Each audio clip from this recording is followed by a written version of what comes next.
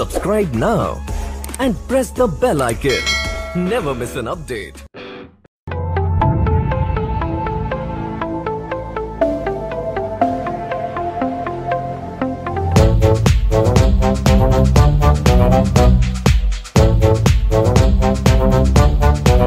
Reservation వచ్చింది ఒక మహిళా జనరల్ అలా ఆ ఉద్దేశంతో వచ్చారా?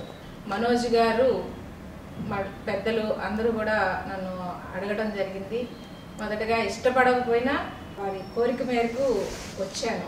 పార్టీ పరంగా నాకు ఎన్టీఆర్ దగ్గర నుంచి కూడా నాకు చాలా ఇష్టం. మీరు ఆ ప్రచారంలో కావచ్చు లేదంటే మండలానికి సంబంధించి గ్రామాల్లో తిరుగుతున్నప్పుడు ప్రధానంగా ఏ సమస్యలు గమనించారు? దాంతోపాటు ప్రధాన మహిళలు ఎట్లాంటి అభివృద్ధిని నోచుకోకుండా కొంతవరకు పొలం పనులకి వెళ్ళడం ఇట్లాంటివన్నీ ఉన్నాయి కదా, వీటి గురించి మీరేం స్టడీ చేశారు అసలు ప్రచారంలో? ప్రభుత్వ పథకాల మీద అసలు పూర్తిగా అవగాహన లేదు. అసలు ఎక్కడి నుంచి ఎక్కడికి వెళ్ళాలి, ఏం పథకాలు ప్రజల్లోకి వెళ్తున్నాయి అనేది అసలు పార్టీ చేస్తుందా, ప్రభుత్వం చేస్తుందా, ఏ ప్రభుత్వం చేస్తుందా అనేది కూడా అసలు అవగాహన అనేదే లేదు ప్రజల్లో. మా విలేజ్ అయితే ఒక మోకాళ్ళతో బురద, ఏ ప్రదేశానికి వెళ్ళాలన్నా మా విలేజ్ని ఒక చిన్న చూపుగా చూసేవారు.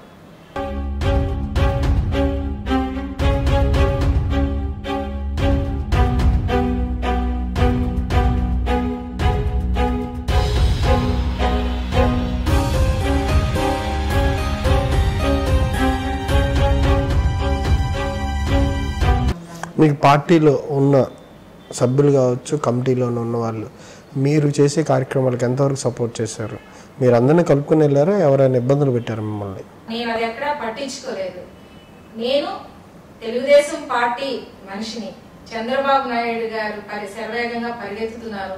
ఆయన పరిగెత్తే దానిలో నా వంతు ఒక చిన్న సహాయం, నేను కూడా అదే స్పీడ్ తో పనిచేయాలని నా వంతు నేను చేసుకోగలుగుతూ నేను చేయలేని ప్రాబ్లమ్స్ ని మనోజ్ గారి దృష్టికి తెచ్చి, ఒక్కొక్కసారి మిమ్మల్ని ఆయన డామినేట్ చేస్తారని, కొంతవరకు మీరు పేపర్ వరకే పరిమితం అవుతారని ఫోటోలకే.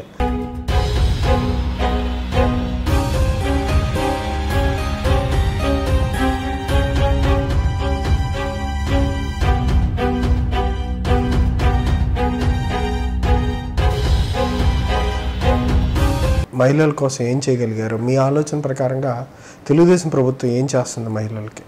8,000 ఇంట్లో అదే మామూలుగా డెలివరీ అయితే, నార్మల్ డెలివరీ, అలాగే ఆపరేషన్ చేసిన స్త్రీలకైతే 16,000 రూపాయలు వారు ఇస్తున్నారు. తల్లి బిడ్డ ఎక్స్ప్రెస్ పెట్టారు. బేబీకి కూడా కిట్ ఇస్తున్నారు.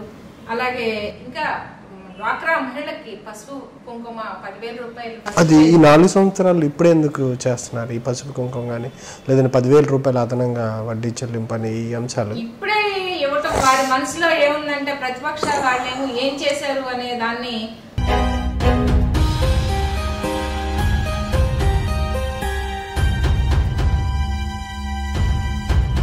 ఒక మహిళగా చెప్పండి, తెలుగుదేశం మళ్ళీ అధికారంలోకి వస్తుందా?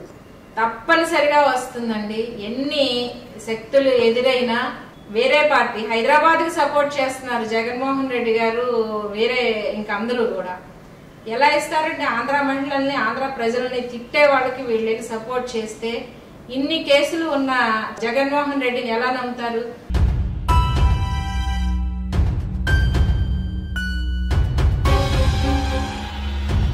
ఈ పరిధిలో ఏమైనా ఇసుక సంబంధించి దాంట్లో జరుగుతున్న అవినీతి కావచ్చు లేదా ఆరోపణలు వస్తా ఉన్నాయి?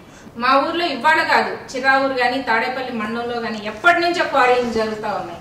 ఏ రోజు కూడా మా మీద ఎలిగేషన్ లేదు. అనేక రకాలుగా మా మీద ఒత్తిళ్లు వచ్చినాయి.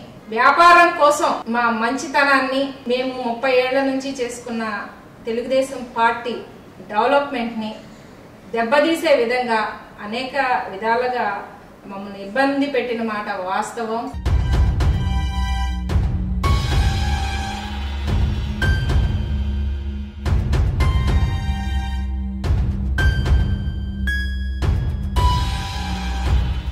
Don't forget to subscribe our YouTube channel ET Unlimited for more fun and entertainment.